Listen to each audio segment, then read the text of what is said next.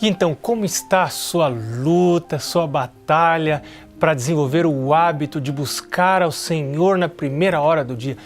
Imagine a diferença que isso causaria na sua vida profissional, na sua vida relacional.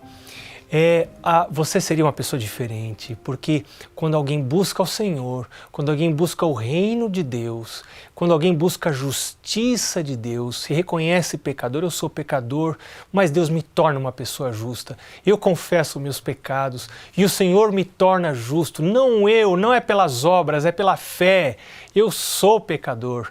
Eu posso tentar fazer tudo correto, mas ainda assim sou pecador. É o sangue de Jesus, é a morte de Jesus lá na cruz do Calvário que me torna uma pessoa justa. E quando eu confesso meus pecados a Deus, o Senhor lança sobre Jesus os meus pecados e eu recebo um coração novo, uma nova natureza. Esta é uma obra do Espírito Santo. Então, o que aconteceria na minha vida, na sua vida, se você estivesse empenhado nessa luta, nessa batalha para fortalecer, para desenvolver esse hábito de pôr ao Senhor em primeiro lugar? Primeiro lugar é primeiro lugar, é na primeira hora do dia. Você não está aqui na Novo Tempo agora com a gente aqui no programa Lar e Família por um acaso. Deus tem propósitos, Ele é o Criador do universo. Ele faz as coisas de propósito e com propósito. Ele chamou você. Você é uma pessoa amada por Ele. Você é uma pessoa escolhida para ouvir a sua voz. Ele tem planos maravilhosos para você. Não importa o que passou, não importa o passado. Agora mesmo, olhando para cá, você pode erguer o seu pensamento a Deus e dizer: meu Deus, me ajuda. Eu sozinho não posso. E não pode mesmo. Eu também não posso. Jesus disse: sem mim nada podeis fazer, mas a palavra de Deus diz, o apóstolo Paulo diz: tudo eu posso naquele que me fortalece. Deus pode pegar a mim, Deus pode pegar a você, Deus pode pegar a você e fazer de você uma pessoa santa. Quem é santo aos olhos de Deus? Santo aos olhos de Deus pode ser uma pessoa como você e eu. Santos são pecadores que reconhecem que são pecadores e que cada manhã vão à presença de Deus reconhecer que são pecadores. E vão pedir justiça de Deus. Meu Deus, me limpa. Davi orou, e você pode ler essa oração no Salmo 51. Lava-me, Deus, lava-me com esopo e ficarei puro. Me lava, meu Deus. Eu preciso ser lavado todos os dias, porque eu me sujo todos os dias, porque eu sou pecador. Então, santos são pecadores que estão em busca da purificação. Mas é por isso, essa busca é tão importante, que é por isso que o inimigo de Deus cria as mais variadas estratégias para que você e eu sejamos desviados da busca por Deus. Porque Satanás, o inimigo de Deus, sabe, ele sabe muito bem, que se eu desenvolvesse rotinas, hábitos de busca por Deus, buscar ao Senhor toda manhã, na primeira hora do dia, porque aqui em Mateus 6,33 Jesus diz: buscai, pois, em primeiro lugar é a prioridade absoluta, primeira hora do dia, na hora que levanta, nada vem antes. O inimigo de Deus sabe que tudo mudaria na minha vida. As coisas podem não mudar se eu apenas vou à igreja. As coisas podem não mudar se eu apenas devolvo o dízimo. As coisas podem não mudar se eu apenas guardo o sábado. Mas o inimigo de Deus sabe que as coisas começarão a mudar se eu estiver envolvido na busca pelo Senhor do sábado, todos os dias pela manhã. Cada dia ter o meu pequeno sábado na presença de Deus. Eu vou parar com todos os trabalhos. Aliás, eu já estou acordando. Você acordou, dormiu bem à noite, foi deitar cedo, dormiu bem, teve um sono restaurador, comeu pouco à noite. À noite a gente come pouco para acordar bem, disposto, com bom hálito, né? Aí você toma um bom copo de água pela manhã e vai à presença do Senhor para buscar a sua face. O que será de mim? O que será da minha casa se eu for à presença de Deus? Como vai ser o meu casamento se eu for um homem santo de Deus? Se você for uma mulher santa de Deus, que põe como alvo absoluto da sua vida não ser feliz no casamento, não ter uma família perfeita, mas buscar a justiça de Deus, buscar o reino de Deus. Buscar o reino de Deus quer dizer que eu saio do meu troninho e deixo que Deus se assente no trono da minha vida. Ele que diz como as coisas vão ser. Ele que diz para onde eu vou, para onde eu não vou, que curso que eu vou fazer. Meu Deus me guia, guia-me, Senhor. Essa era a oração de Davi, essa precisa ser a minha oração. Leia Salmo 16, leia Salmo 25, leia Salmo 32, Davi pedindo orientação de Deus, e Deus diz, eu vou guiar, eu vou ensinar para você o caminho que você deve seguir, mas para isso eu preciso estar submisso. Eu preciso orar, venha a mim o teu reino. Eu quero que o teu reino tome controle da minha vida. Muito bem, você então está procurando desenvolver o hábito de buscar a Deus pela manhã. Você está procurando ir deitar cedo, está procurando comer pouco à noite, de preferência mais comida leve à noite, frutas, quem sabe uma torradinha, coisas mais leves que vão dar para você um sono reparador. Se você tiver com fome, tem gente que me diz, eu tenho muita fome na hora de dormir. Na verdade, isso é um hábito. Isso é um hábito. E lembre-se, no programa passado vimos que quando a gente tem um hábito que não é bom, ele parece bom porque já é um hábito, mas que não é bom para a nossa saúde, então a gente precisa substituir essa ação por uma outra ação. Não é fácil você apenas deixar um mau hábito. Você tem que tomar a deixa, que é a fome que você sente à noite, por exemplo, e então você, em vez de comer, você realiza uma outra ação. Essa outra ação pode ser beber um copo de água, por exemplo, para ajudar a mascarar a sua fome, para que você vá deitar com a mente clara. E claro, a principal refeição deve ser pela manhã, a refeição espiritual e também a refeição física. Então agora você vai à presença de Deus. Há 2 programas anteriores, nós vimos a importância de orar. Você ter um lugar para orar, um lugar quieto para orar. Você ter uma posição ideal para orar. Você orar ajoelhado, você pode arrumar uma almofadinha para você estar confortavelmente ajoelhado. Quem sabe ter um apoio para o braço na altura dos seus cotovelos, para o seu braço não pesar o seu corpo. E você permanecer ali algum tempo em oração. Se você não tem o hábito de orar, se você olhar os programas anteriores, você vai ver que a gente sugeriu uma oração, a oração dos 7 minutos. São 7 fases da oração, né? Você vai olhar lá, ali uma sugestão que é a sugestão que eu tenho usado. Recebi de um amigo, aliás, foi um excelente presente que eu recebi de um colega pastor, né? Que tem usado, tem sido um benefício para mim. Minha esposa tem usado esse método de oração também. Então agora você orou a Deus e agora você vai para o estudo da palavra. Então, qual é a sua rotina? Qual é a sua rotina na sua comunhão particular com Deus? Então você pode orar e agora você vai estudar a sua palavra. Como que a gente estuda a palavra? Para Timóteo, Paulo disse, toda a escritura é inspirada por Deus e é útil para o ensino. Toda a escritura, meu amigo, minha amiga, é toda a escritura. E se eu oro a Deus para que o reino dele venha, não é o meu reino, é o reino dele. Não é minha escolha, é a escolha dele. Não sou eu que vou escolher o que é mais importante para mim na sua palavra. Ele já está dizendo que toda a escritura é inspirada por Deus. Como seria o meu casamento?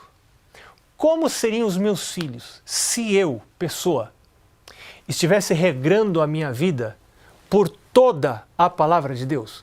Quando eu digo toda a palavra de Deus, e quando Paulo estava dizendo para Timóteo, toda a escritura é inspirada por Deus, a única escritura que existia era o Antigo Testamento. Eu tenho visto alguns cristãos hoje dizerem, não, você deve começar pelo Novo Testamento. Espere, claro que o Novo Testamento é muito bom. Ele é muito importante, nós temos coisas essenciais, fundamentais no Novo Testamento, mas ele não é exclusivo, ele não é único. Toda a Escritura é inspirada por Deus. Existem partes que eu gosto mais, existem partes que eu aprecio menos, mas a minha apreciação, o meu gosto, não é critério para determinar o que eu vou ler, o que eu não vou ler. Toda a Escritura é inspirada por Deus. Tudo que foi escrito é útil. Pedro diz que homens santos falaram da parte de Deus inspirados pelo Espírito Santo. O Espírito Santo foi quem ordenou e coordenou a escritura da palavra de Deus. Por isso elas se chamam Escrituras, as Escrituras. Então nós temos o Velho, o Antigo Testamento, nós temos o Novo Testamento. Por onde você pode começar? Você pode começar por qualquer lugar. Você pode começar pelo Novo Testamento e ir para o Antigo Testamento depois que terminar o Novo. Ou você pode começar pelo começo. Eu, quando leio um livro qualquer, eu começo pelo começo. Eu não começo pelo fim, eu começo pelo começo. Geralmente o começo ajuda você a entender o meio e o fim. O começo é importante para você ter a compreensão do todo. O livro dos Gênesis, por exemplo, é um dos meus preferidos, porque no livro dos Gênesis você tem a história dos começos, você tem ali as primeiras famílias, você tem as lutas, você vê as imperfeições, você vê a ação de Deus. E o que Deus fazia com as primeiras famílias, Deus quer fazer com as famílias de hoje. Deus quer fazer com a minha família, Deus quer fazer com a sua família, Deus quer fazer com os meus filhos, Deus quer fazer com os seus filhos. Por isso eu gosto do livro de Gênesis, eu gosto de Êxodo. Depois você tem Números, Levíticos, Deuteronômio, você tem Josué, Juízes, aí você tem todos os livros históricos da Bíblia. Quanta coisa a gente aprende do relacionamento de Deus para com o seu povo. Ali está a história do povo de Israel, mas é a minha história, é a sua história. Deus age da mesma maneira com todos, porque Deus não faz acepção de pessoas. E ao estudar a sua palavra, eu compreendo o plano de Deus para a minha vida e o plano de Deus para a sua família. Você quer saber como estudar a Bíblia melhor? Então espera aí que a gente volta logo depois do intervalo para falar sobre isso. Até já!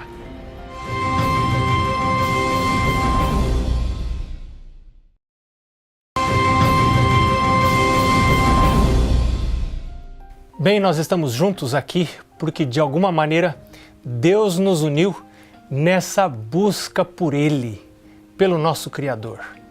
E o texto que estivemos estudando já há vários programas, e estamos estudando hoje, é Mateus capítulo 6, o verso 33, onde Jesus diz: buscai, pois, em primeiro lugar o seu reino, o reino de Deus, e a sua justiça, e todas estas coisas vos serão acrescentadas.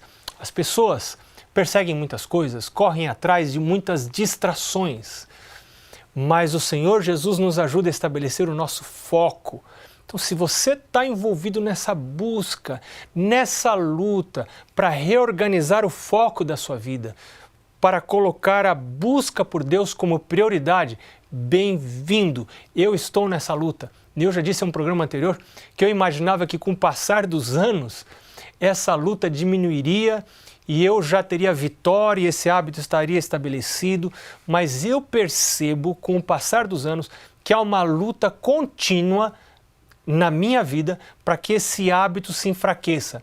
Então eu preciso estar, por outro lado, lutando também para manter esse hábito com todas as forças, porque deste hábito eu sei que depende a minha vida, depende a vida da minha família. Eu quero dizer para você que eu estou seguro que eu já não estaria casado com a minha esposa se não fosse este livro. Talvez as minhas filhas não seriam as filhas que são, não fosse esse livro. Esse livro é a palavra de Deus. Esse livro pode transformar vidas. Davi pergunta no Salmo 119, e num outro programa, aí para frente nós vamos estudar mais sobre a importância da palavra de Deus na vida da família. Mas Davi no Salmo 119 diz, como pode conservar o jovem puro o seu caminho? E aí ele mesmo responde, observando conforme a tua palavra. Um outro texto da palavra de Deus diz, ah, se tivesses dado ouvidos aos meus mandamentos, então a tua paz seria como um rio e a tua justiça como as ondas do mar. Sabe, eu tenho um desafio na minha vida. Eu sei que o meu cérebro não é digno de confiança. Eu não posso confiar na minha mente. A minha mente me engana, o meu coração me engana. O meu coração possui afeições enganadoras. Se eu deixar que a minha vida siga o rumo ditado pelo meu coração, pelas minhas afeições, eu vou ter problemas, eu vou cair. Eu preciso colocar o meu coração em outras coisas. Eu preciso colocar o meu coração na palavra de Deus. Então o desafio da minha vida é diariamente colocar a palavra de Deus para dentro da minha mente. Porque a Bíblia dentro do meu cérebro, a Bíblia dentro da minha mente, memorizada, decorada talvez, meditando na palavra de Deus, isto entrando na minha mente, a Bíblia vai afetar os meus processos mentais, as minhas ações, as minhas decisões, os meus sentimentos. Nem todos os dias os meus pensamentos são bons. Os meus sentimentos seguem aos pensamentos. Se pensamentos não são bons, eles vão gerar maus sentimentos. Os pensamentos geram sentimentos. Eu sou responsável pelos pensamentos que tenho. Paulo diz isso lá em Filipenses capítulo 4, versos 8 em diante, ele diz tudo que é bom, tudo que é puro, tudo que é amável, tudo que é de boa fama, e tem lá uma série de critérios, né? Tudo que é verdadeiro, seja isto que ocupe o vosso pensamento. Então, eu preciso colocar estas coisas puras, verdadeiras, amáveis, de boa fama, para dentro da minha cabeça, para que a minha cabeça pegue no tranco, pelo menos, né? Pelo menos no tranco, já que naturalmente a minha cabeça, porque sou pecador, porque nasci de pais pecadores, então, já que naturalmente a minha cabeça, ela não funciona bem, ela precisa de um apoio, ela precisa da ajuda da palavra de Deus para poder funcionar. E é por isso que eu preciso desesperadamente ter contato com a palavra do Senhor a cada manhã. Sabe, eu estou me lembrando agora do meu pai. Meu pai foi o primeiro da sua família que descobriu estas coisas e que começou a buscar a palavra de Deus. E eu me lembro de eu pequeno ver o meu pai com um pedaço de papel na mão. Não existia celular, né? Não existia smartphone, porque hoje você pode ter a Bíblia no seu smartphone, mas meu pai tinha papel e ele escrevia trechos da Bíblia no papel e ficava caminhando no corredor de casa, colocando a Bíblia para dentro da mente, decorando trechos da palavra de Deus. A Bíblia dentro da sua cabeça vai afetar os seus processos mentais, vai afetar positivamente e espiritualmente a sua habilidade para tomar decisões, para raciocinar, vai afetar os seus sentimentos, vai afetar as suas ações, porque pensamentos geram sentimentos e geram ações. Então eu preciso esconder a palavra de Deus dentro de mim. Eu me lembro que de manhã cedo a gente costumava acordar lá na casa dos meus pais. E lá no quarto dos meus pais havia um banheiro. Claro que havia o banheiro da família no corredor, mas nós gostávamos de usar ali o lavabo no quarto dos meus pais. Gostávamos de fazer higiene pessoal ali no quarto dos meus pais. E quando a gente entrava no quarto do meu pai, várias manhãs, eu podia ver o meu pai lendo a palavra de Deus. O que acontecerá na sua vida, na vida da sua família, se os seus filhos virem você lendo a palavra de Deus? Claro que a gente não vai ler a palavra de Deus para que os outros vejam. Isso seria farisaísmo. Isso seria salvação pelas obras. Seria uma coisa muito feia. Não é para isso que a gente lê a palavra de Deus. A gente lê a palavra de Deus porque a gente precisa. Agora, as pessoas nos leem. E se nós lemos a palavra de Deus, elas saberão que nós estivemos na presença de Deus. Os judeus sabiam que os discípulos haviam estado na presença do Senhor. Isto é muito importante. Deus está chamando você e a mim para desenvolvermos estes hábitos, essas rotinas de busca por Deus. E esta busca deve acontecer através do estudo da sua palavra. Agora, como que você estuda a Bíblia?